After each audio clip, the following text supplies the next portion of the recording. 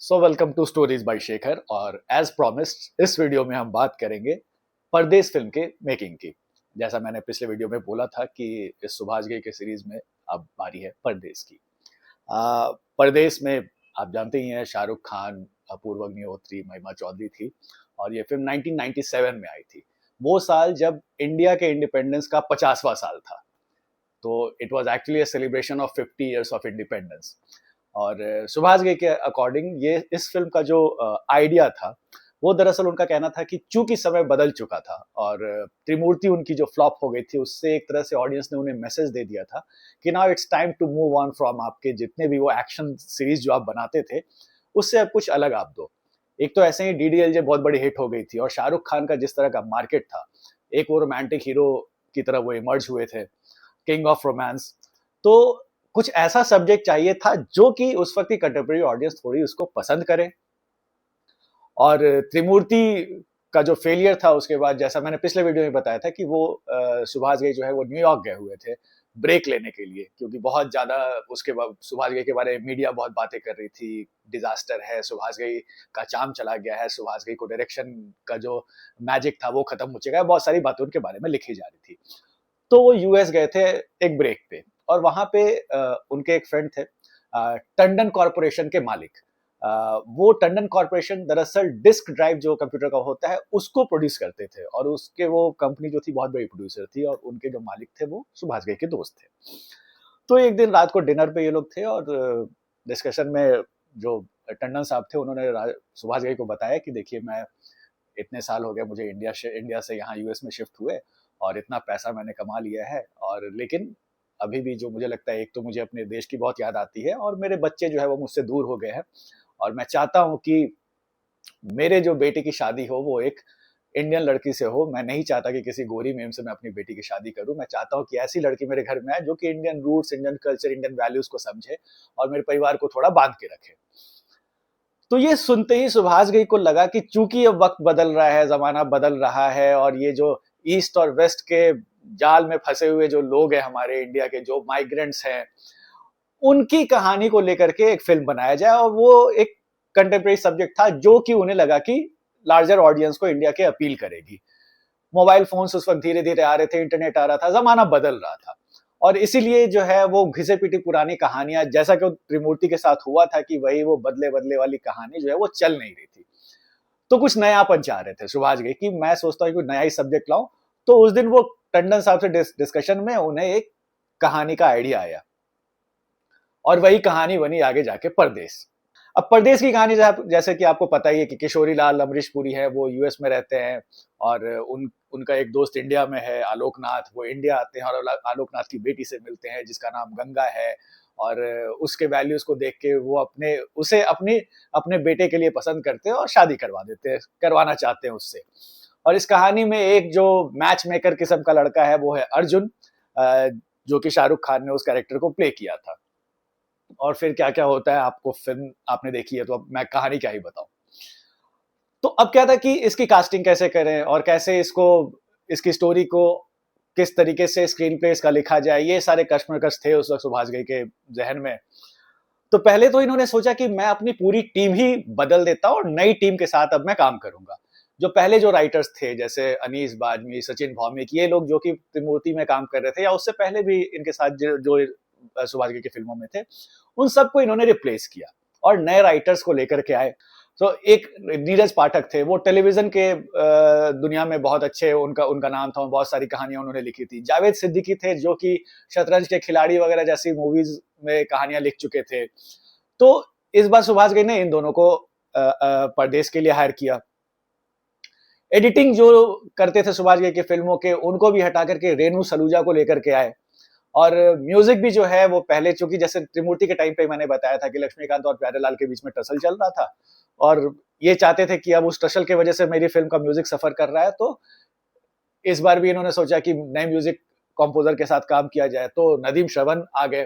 पहले हालांकि ये चाहते थे कि ए आर रहमान का म्यूजिक हो। ए आर रहमान को इन्होंने शिखर फिल्म के लिए साइन भी किया था। जो मैंने पिछले वीडियो में बताया था ना कि त्रिमूर्ति जब बन रही थी तो सुभाष घई एक फिल्म का आइडिया उनके दिमाग में था, शिखर नाम का, जो कि एक वॉर के टाइम पे एक लव स्टोरी होने वाली थी और उसमें जैकी श्रॉफ शाहरुख खान और एक नई लड़की को लॉन्च करने वाले थे, तो वो फिल्म बनी नहीं, क्योंकि चूंकि त्रिमूर्ति फ्लॉप हो गई थी और उस वक्त सुभाष घई को लगा कि अभी एक्शन फिल्म का टाइम नहीं है, तो उस फिल्म को उन्होंने बंद कर दिया। ए आर रहमान को इस फिल्म के लिए साइन किया था, लेकिन वो फिल्म बंद हो गई तो ए आर रहमान भी दूसरे काम में बिजी हो गए। तो परदेश के लिए इनको म्यूजिक डायरेक्टर चाहिए था, ए आर रहमान थे नहीं।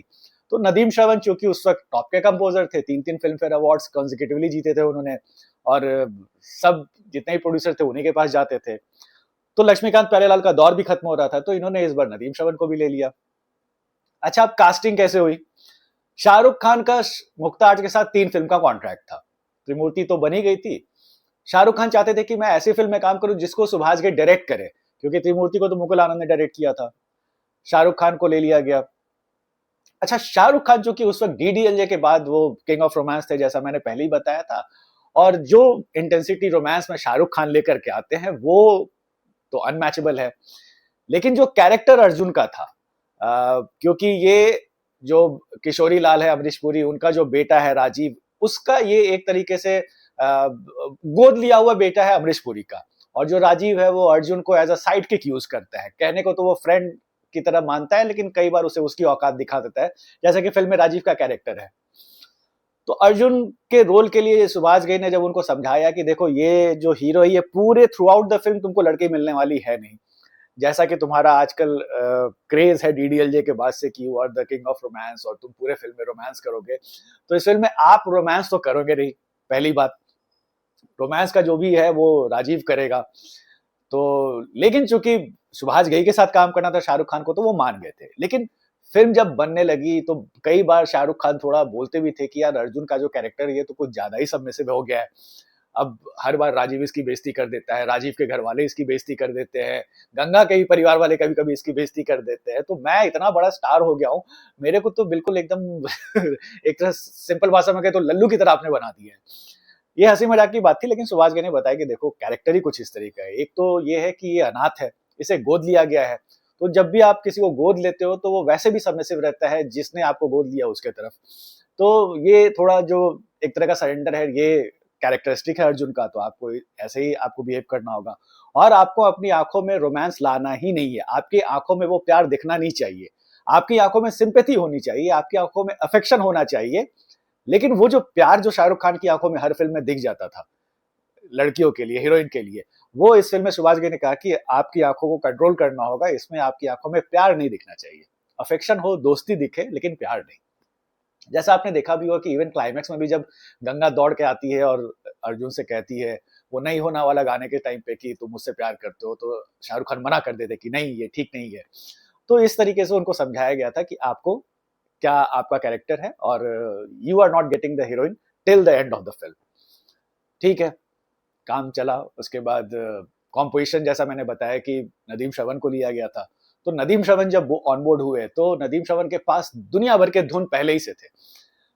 तो उन्होंने जिस दिन पहली मीटिंग हुई तो वो बहुत सारा ट्यून्स अपने लेकर के आ गए और सुनाना चालू किया एक के बाद एक के बाद एक। तो सुभाष घई ने नदीम श्रवण को कहा कि देखिए सर, आप बहुत बड़े म्यूजिक डायरेक्टर है और आज के डेट में आपका बहुत बड़ा डिमांड है, लेकिन मेरी फिल्म का जो म्यूजिक होता है वो थोड़ा अलग होता है, और मेरी फिल्म के जो भी गाने होते हैं वो कहानी को आगे बढ़ाते हैं। तो उस कॉम्पोजिशन में स्टोरी की झलक होती है, तो आप तब तक धुन मुझे मत सुनाइए जब तक मैं आपको पूरी स्टोरी नहीं सुना देता हूँ। फिर उन्होंने स्टोरी बताया, सिचुएशन बताया, और सिचुएशन के हिसाब से फिर वो सारे गानों को कंपोज किया गया। तो जितने ऑर्केस्ट्रा नदीम श्रवण हर गाने को सोच करके आए थे, बहुत सारे उनके म्यूजिशियंस को बाहर किया गया कि देखिए अभी आप लोग की जरूरत नहीं है।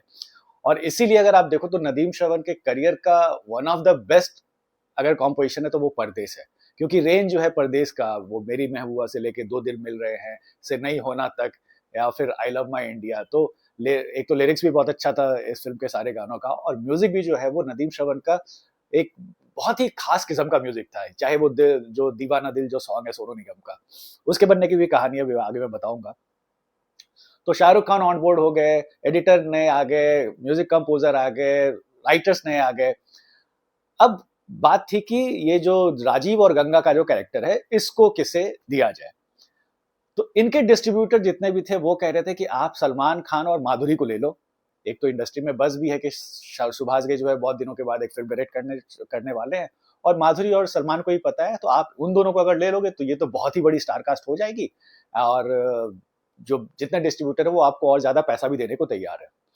अब ऐसा प्रोड्यूसर जिसकी पिछली फिल्म त्रिमूर्ति फ्लॉप हुई हो, उसके लिए तो अगर इतना पैसा कोई ऑफर कर रहा है तो बहुत इजी सा था, वो तो ले सकते थे। लेकिन सुभाष घई डिटरमिन्ड थे कि नहीं, मुझे नए लोगों के साथ ही काम करना है, और एक इनोसेंस जो गंगा में होगा और जो एक नयापन जो राजीव लेकर के आएगा, वो अगर मैं किसी स्टार को ले लूंगा तो वो चीज चली जाएगी, जो मेरा थॉट प्रोसेस है। और पहले भी जैसा मैंने बताया कि वो हर फिल्म में कोशिश करते थे कि नए लोगों के साथ काम करें। तो बहुत ऑडिशंस हुए। महिमा चौधरी उस वक्त रितु चौधरी थी, और वो एक एड में दिखी थी, जो ऐश्वर्या राय, महिमा चौधरी और आमिर खान का जो पेप्सी का एड था, और उसके बाद फिर वो विजय बन गई थी। तो समाउ पता चला कि सुभाष घई काम फिल्म बना रहे हैं, तो वो भी आए ऑडिशन के लिए, मिले सुभाष घई। अब मतलब जो रितु चौधरी जो थी, जो बाद में उन्होंने अपना नाम चेंज किया, महिमा बनी, उनका पूरा हाव भाव बहुत ज्यादा इंग्लिश था, वेस्टर्न था, हर वो खाली इंग्लिश में ही बात करती थी। तो सबको लग रहा था कि जो हमारी जो गंगा कैरेक्टर है उसमें तो ये लड़की फिट ही नहीं हो रही है। लेकिन महिमा चौधरी की आंखों में कुछ तो बात सुभाष घई ने देखी, और उन्हें लगा कि नहीं, ये जो कैरेक्टर का जो डिमांड है वो ये लड़की पूरा कर सकती है। लेकिन चूंकि उस वक्त ऑलरेडी एक हीरोइन ऋतु शिवपुरी करके थी इंडस्ट्री में, आपको याद होगा आंखें में जो हीरोइन है गोविंदा की, तो सुभाष घई ने उनसे रिक्वेस्ट किया कि देखिए आप अपना नाम चेंज कर लीजिए। तो वो ऋतु चौधरी से वो महिमा चौधरी बन गई, और फिर इस तरीके से महिमा चौधरी का पूरा जो है वो परदेश में लॉन्च हुआ। सलमान खान के लिए बहुत लोग बोल रहे थे कि आप अपूर्व अग्निहोत्री को, आप सलमान खान को ले लो, सलमान खान के नाम पे पिक्चर बिक जाएगी तो बहुत बड़ी बात हो जाएगी, बहुत बड़ा बज हो जाएगा। लेकिन सुभाष घई ने कहा नहीं। बहुत सारे ऑडिशंस हुए, बहुत सारे मॉडल्स आए ऑडिशन देने के लिए, लेकिन जो अपूर्व अग्निहोत्री का जो लुक था, अच्छे जॉ लाइन और बिल्कुल पॉइंटेड नोज, और उनका जो हेयर स्टाइल भी अगर आप देखोगे तो वो एक जो होता है एनआरआई लड़कों वाला हाव भाव था, उनके बात करने का तरीका, तो वो चीज सुभाष घई को पसंद है, और इस तरह से अपूर्व अग्निहोत्री भी इस फिल्म में आ गए। अच्छा, फिल्म का पहले नाम गंगा था, नॉट परदेश। लेकिन जब इस फिल्म की बात हुई कि अब ये बन रहे हैं और अनाउंस हुआ, तो सुभाष घई को एक दिन लीगल नोटिस आ गया, और उसमें ये था कि एक प्रोड्यूसर थे, वो एक ऑलरेडी फिल्म बना रहे थे गंगा नाम से। तो गंगा नाम से फिल्म बन रही थी, तो इनको नोटिस आया। फिर सुभाष घई ने पूछा कि भाई आपकी ये फिल्म जो बन रही है, इसके कितने रील्स बन चुके हैं? तो उन्होंने बोला कि हमने 4-5 रील बनाया है। और सुभाष घई ने पूछा कि तो आप कितने साल से ये फिल्म बना रहे हो? बोले कि हम 4 साल से ये फिल्म बना रहे हैं। तो समझ गए सुभाष घई कि यार ये फिल्म तो बनने वाली इनकी है नहीं। तो उन्होंने रिक्वेस्ट किया कि आप ये रील मुझे दे दीजिए, आप ये टाइटल हमें दे दीजिए। लेकिन वो प्रोड्यूसर माने नहीं। तो फिर सुभाष घई को नाम चेंज करना पड़ा, और फिर ये गंगा से ये फिल्म बन गई परदेश। और बहुत मेहनत से इस फिल्म की पूरी शूटिंग हुई इंडिया में, नॉर्थ इंडिया में, आगरा में, फतेहपुर सिकरी में, कहाँ कहाँ शूट हुआ। इस बार सुभाष घई ने बिल्कुल अपना वो हिमाचल का जो चंबा वगैरह में जो जाके शूट करते थे वो सब इस बार नहीं हुआ। इस बार नॉर्थ इंडिया में फतेहपुर सिकरी, आगरा, राजस्थान, और फिर जो सेकंड शेड्यूल था वो पूरा का पूरा यूएस में था। तो 2 कंट्रीज की कहानी दिखा रहे थे। एडिटिंग भी अगर आप देखोगे इस फिल्म की तो बहुत ही डिफरेंट है। इंडिया में जो है बहुत स्लो तरीके से कहानी चलती है, and the moment picture switches to US, वो पूरा बिल्कुल फास्ट एडिट होती है, फास्ट कट आपको दिखेगा, और जंप कट्स खूब सारे हैं। तो उस तरीके से हुआ, बहुत मेहनत से इन लोगों ने काम किया।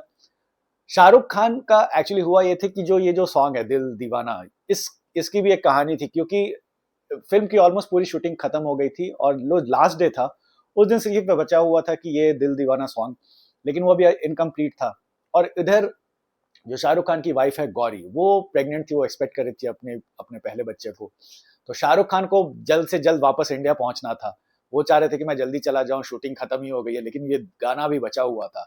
तो बिल्कुल लास्ट डे जिस दिन शेड्यूल था, जिस दिन पूरे यूनिट को वापस जाना था, अगर उस दिन वो शूट नहीं होता सॉन्ग, तो फिर लोग को वापस फिर से यूएस लाना पड़ता। तो सुभाष घई ने बहुत रिक्वेस्ट किया शाहरुख खान को कि देखो, मैं समझ रहा हूँ कि क्या प्रॉब्लम है, लेकिन अगर ये आज शूटिंग नहीं हुई तो फिर पूरा खर्चा जो है यूएस का और बढ़ जाएगा, और पूरे यूनिट को हमको दोबारा लेकर के आना पड़ेगा। तो प्लीज अगर तुम टाइम निकाल पाओ तो फिर लास्ट डे पे बहुत ही एकदम जल्दबाजी में वो गाने की शूटिंग हुई। अगर आप देखोगे तो जो शाहरुख खान की गाड़ी में बैठे हुए शॉट्स है, तो वो जल्दी जल्दी से बस सिर्फ क्लोजअप शॉट्स लिए गए, और 3-4 शॉट्स वो जो बंजी जंपिंग वाले हैं वो सब लेकर के एक दिन में ये पूरा सॉन्ग जो है वो रिकॉर्ड किया गया, शूट किया गया। नॉर्मली एक गाना रिकॉर्ड करने में बहुत दिन लग जाते हैं, लेकिन सिर्फ एक दिन में इस गाने को पूरा रिकॉर्ड किया। क्लोजअप शॉट्स लिए गए और फिर शाहरुख खान को भेज दिया गया। शाहरुख खान जब इंडिया पहुंचे तो उनको लग रहा था कि इस गाने की यार शूटिंग ठीक से हुई नहीं है, और कहीं जो ये, क्योंकि लिरिक्स बहुत अच्छे थे और वो एक तरीके का उस सॉन्ग में एक्चुअली जो अर्जुन का कैरेक्टर है वो पूरे अपने इमोशन को निकाल भी रहा है, अपना फ्रस्ट्रेशन की जो अंदर से तो वो प्यार करता है गंगा को लेकिन कह नहीं पाता और चीजें उसके हाथ में नहीं है, तो वो अपना पूरा फ्रस्ट्रेशन उस गाने के जरिए वो निकाल रहा है। और शाहरुख खान को लगा था कि यार ये गाना जो है ये अच्छे से बनना चाहिए, और मैंने बहुत जल्दबाजी में इंडिया आ गया, पता नहीं ये कैसा बनेगा। लेकिन फिर जब टीम इंडिया आई, एडिट हुआ वो गाना, फिर सुभाष घई ने बुलाया शाहरुख खान को देखने के लिए, तो वो गाना देख के काफी सेटिस्फाइड हुए और गले वले लगाया और थैंक्स वैंक्स बोला। और इस गाने के लिए भी जब पहली बार एक्चुअली नदीम श्रवण, एक जो फिल्म थी जीत, उसमें सोनू निगम के साथ उन्होंने एक गाना गवाया था, अभी सांस लेने की फुर्सत नहीं है कि तुम मेरी बाहों में हो, और सोनू निगम उस वक्त राइजिंग स्टार थे। तो इस बार भी उन्हें एक तरह का चैलेंज दिया सोनू निगम को इस ये गाना दे करके, और सुभाष घई ने सोनू निगम को बोला कि भले तुम्हारे गले से खून निकल जाए लेकिन तुमको पूरे जोश के साथ इस गाने को गाना है। तुम ये समझ लो कि तुम अर्जुन हो, और अर्जुन के जिंदगी में जो चीज घट रही है वो तुम्हारे साथ हो रहा है, और तुम्हें अपने पूरा इमोशन जो है वो अपने गाने के जरिए निकालना है। तो अगर तुम्हारे गले से खून भी आ जाएगी तो मैं इलाज करवा दूंगा लेकिन तुम्हें गाना उस पैशन के साथ गाना है। तो फिर सोनू निगम ने जो आलाप लिया और उसके बाद जो कंप्लीट किया, आप देखते हैं कि उनके करियर का एक माइलस्टोन है ये गाना। तो इस तरीके से वो गाना बना, सारे गाने इनफैक्ट, फिर एक जो, चूंकि this film was celebrating 50 years of independence also, तो आई लव माई इंडिया का एक सॉन्ग इंक्लूड किया गया। आनंद बख्शी को बोला गया कि इसके बोल जो है वो इस तरीके से लिखेगा कि आगे जा करके पब्लिक इवेंट में, रिपब्लिक डे, इंडिपेंडेंस डे में इस गाने को बजाया जाए, और वैसा ही हुआ। अलग तरीके से हरिहरन ने इस गाने को गाया, फिल्म बनी और बहुत बड़ी हिट हुई। कम बजट पे बनी थी, जैसा उन्होंने, जो सुभाष घई ने पहले त्रिमूर्ति या शिखर जो प्लान किया था, वो उस बजट से ऑलमोस्ट हाफ बजट में परदेश बनी थी। और 1997 फिल्म इंडस्ट्री के लिए बड़ा खास साल था। उस साल बहुत सारी अच्छी अच्छी हिट फिल्में आई थी, आपको याद होगा बॉर्डर, गुप्त, विरासत, परदेश, दिल तो पागल है, इश्क, और बहुत सारी फिल्में, यस बॉस। तो उन सब में एक परदेश भी वो फिल्म थी जो कि उस साल की कामयाब फिल्मों में से एक है। और सुभाष घई को एक बहुत बड़ा रिलीफ मिला उसका, क्योंकि त्रिमूर्ति के बाद जिस तरीके से उन्हें राइट ऑफ कर दिया गया था, सबने कह दिया था कि ये तो अब इनका टाइम चला गया, तो उन्होंने फिर से एक तरीके का कमबैक किया और परदेश हिट हुई, सुपर हिट हुई। और फिर जो महिमा चौधरी है, उनके साथ ये एक्चुअली उसी समय म्यूजिक, चूंकि प्रदेश का बहुत अच्छा था, तो फिर उसी समय सुभाष घई ने सोच लिया था कि मेरी जो नेक्स्ट फिल्म होगी वो एक म्यूजिकल ऑडिसी होगी, और इसीलिए उनके ताल का जो कॉन्सेप्ट था उनको उसी समय आ गया था। लेकिन चूंकि ताल was more about dance also, तो और महिमा चौधरी उस वक्त प्रदेश के बाद स्टार बन गई थी, तो उन्हें लगा सुभाष घई जो है मुझे ही अगली फिल्म में लेंगे। लेकिन सुभाष घई ने महिमा चौधरी को मना कर दिया, ये बोल के कि देखो, अभी तुमने पहली फिल्म की है और अभी डांसिंग में अभी आपको और भी मेहनत करनी है, तो ये जो कमिंग फिल्म है इसमें मैं तुम्हें नहीं लूंगा, मैं उसके बाद में कोई फिल्म बनाऊंगा तो उसमें लूंगा, तो ताल के लिए तुम रहने दो। अब ये बस महिमा चौधरी को बहुत बुरी लग गई थी कि ताल में इन्होंने, सुभाष घई ने मुझे नहीं लिया, और इस वजह से उनके रिश्ते खराब हो गए। तो जब फिल्म फेयर अवार्ड मिला महिमा चौधरी को बेस्ट न्यू कमर का, तो महिमा चौधरी ने स्टेज पे सबको थैंक्स बोला, लेकिन ना सुभाष घई को बोला और ना मुक्ता आर्ट्स को बोला। तो ये बात सुभाष घई को बुरी लगी। फिर क्या हुआ कि पता चला कि जो महिमा चौधरी हैं वो फॉरेन में जाके स्टेज शो कुछ करने वाली हैं, तो जो सुभाष घई के असिस्टेंट थे उन्होंने बताया कि यार ये स्टेज शो करने वाली हैं, तो मुक्ता आर्ट्स के कॉन्ट्रैक्ट के हिसाब से उन्हें अपने कमाई का 20% देना होता था, ये कॉन्ट्रैक्ट अग्रीमेंट था। लेकिन महिमा चौधरी ने मना कर दिया था, और फिर सुभाष घई ने फिर लेटर वेटर लिखवाया उनको कि भाई you have to meet me, और इसके ऊपर बात होगी। तो महिमा चौधरी के लॉयर्स ने इनको लेटर लिख के भेज दिया कि ये मेंटल हरासमेंट हो रहा है, बहुत चीजें। तो फिर सुभाष घई ने उस मामले को खत्म कर दिया और उन्हें गुड लक बोल करके जाने दिया। उसके बाद फिर कोई काम नहीं हुआ दोनों का। तो इस तरीके से ये है पूरी जो परदेश की जो पूरी कहानी थी, इस तरीके से थी। अर्जुन के कैरेक्टर के लिए लास्ट लास्ट तक शाहरुख खान को लग रहा था कि यार ये मेरी जो स्टारडम है और मेरा जो इमेज है आज के डेट में मार्केट में, उस तरीके से मेरा रोल जा नहीं रहा है। लेकिन जब फिल्म बनी और जब उन्होंने देखा तो वो काफी सेटिस्फाइड थे कि नहीं, ये अच्छा ही कैरेक्टर बन के निकला है। वो होता है कई बार पेपर में जो चीज आपको दिखती है वो अच्छी नहीं लगती है, लेकिन जब वो स्क्रीन पे आती है तो उसका, जैसे त्रिमूर्ति के साथ हुआ था कि कहानी जो सुभाष घई और बाकी लोगों का कहना था कि कहानी लिखी अच्छी गई थी लेकिन स्क्रीन पे अच्छे से प्रेजेंट नहीं हुई, तो वो चीज परदेश के साथ नहीं थी, जैसे लिखी गई थी उसी तरीके से वो प्रेजेंट हुई। तो ये थी पूरी कहानी परदेश की। अब फिर से आते हैं क्विज पे। पिछले वीडियो में जो मैंने सवाल पूछा था कि 40 साल में आप किसी को एक गिलास पानी नहीं दे सकते तो आप क्या कर सकते हैं, तो ये डायलॉग जो था ये फिल्म मैं आजाद हूं का था और सबने सही जवाब दिया। कॉन्ग्रेचुलेशन सबको। और एक जैक हैं इंग्लैंड से, उन्होंने कहा था कि उनका नाम लेना, तो जैक भाई कॉन्ग्रेचुलेशन। और एक्चुअली बहुत सारे लोग जो लिखते हैं तो उनकी जो आईडी होती है वो थोड़ी कॉम्प्लिकेटेड सी होती है, तो समझ नहीं आता कि नाम क्या है। तो इसलिए आपको अगर चाहिए कि मैं नाम ले लूं तो आप अपना नाम जरूर लिख लिया कीजिए। कमिंग टू आज का क्विज। आज का डायलॉग है, भगवान तो हो नहीं सकते, इंसान तो लगते नहीं हो, और शैतानों से मैं नहीं डरता।